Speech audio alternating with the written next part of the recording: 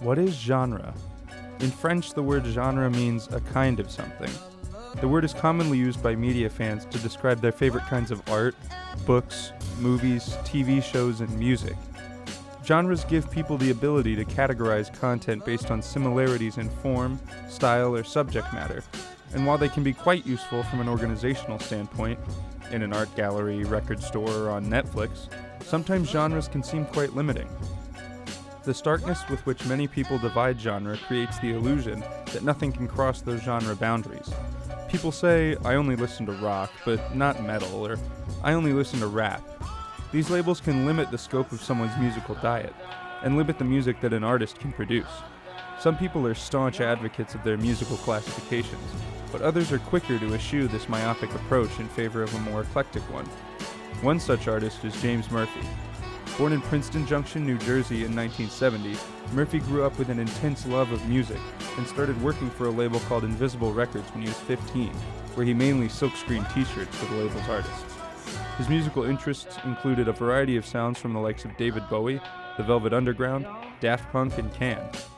Throughout the late 80s and 90s, Murphy was a part of multiple post-hardcore punk bands, none of which had much success.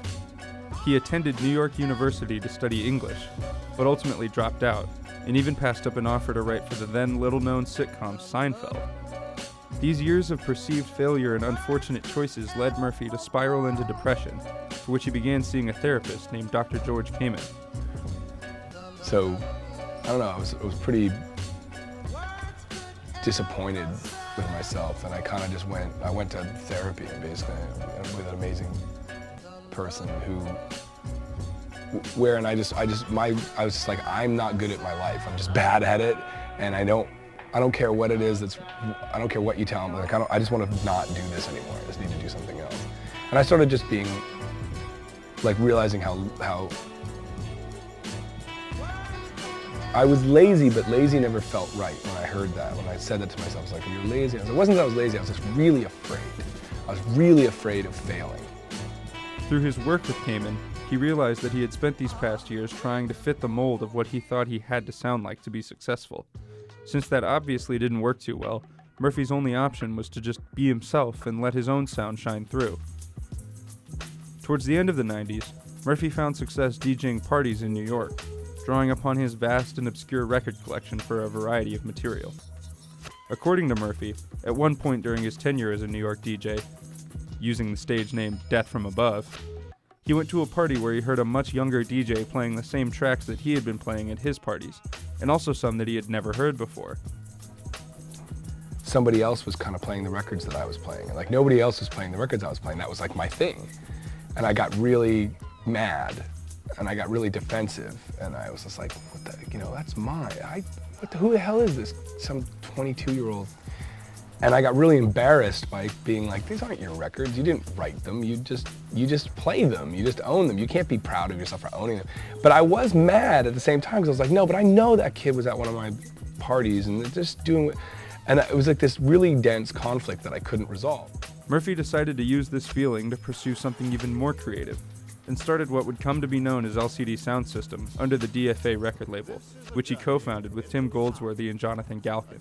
He channeled his feelings of angst and a certain level of self-aware authenticity into a track called Losing My Edge, a song about an aging musical hipster who at first resents and then accepts the kids from France and London that are coming up from behind.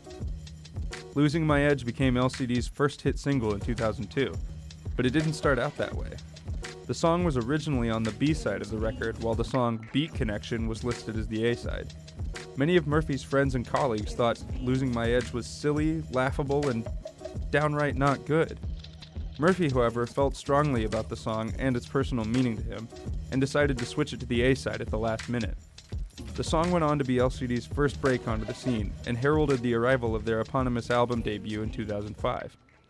The next year, Murphy suffered a loss when his therapist, Dr. Kamen, passed away. LCD's 2007 album, entitled Sound of Silver, is dedicated to Kamen, and many believe that Murphy wrote the song Someone Great about Kamen's death. The song exhibits a progression from the alternative dance punk of Losing My Edge to a more melodic dance electronica sound, though does still feature Murphy's signature penchant for layering complementary tracks together to form an intricate driving riff for a song that is repetitive yet remains interesting throughout. The album also features a bit of geopolitical commentary in the song North American Scum, in which Murphy sarcastically boasts about living in the extremely developed sphere of North America. LCD's next release, coming in 2010 and entitled This Is Happening, was accompanied with an announcement that surprised and saddened fans. LCD Soundsystem would be disbanding the following year, ending their career with a final show at Madison Square Garden. This show was chronicled in the documentary concert movie Shut Up and Play the Hits, which depicts both the concert itself and follows James Murphy's life immediately before and after the show. The concert concluded with the song New York, I Love You But You're Bringing Me Down. The band said goodbye, and that was that.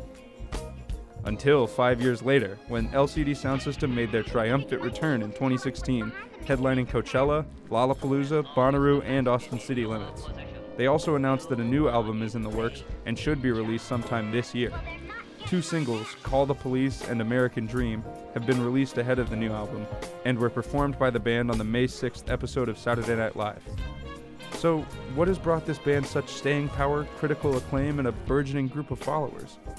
LCD's success and eclectic sound can largely be attributed to James Murphy's life experiences that led to his decision to stop trying to sound like someone else, or play the music that other people thought was good.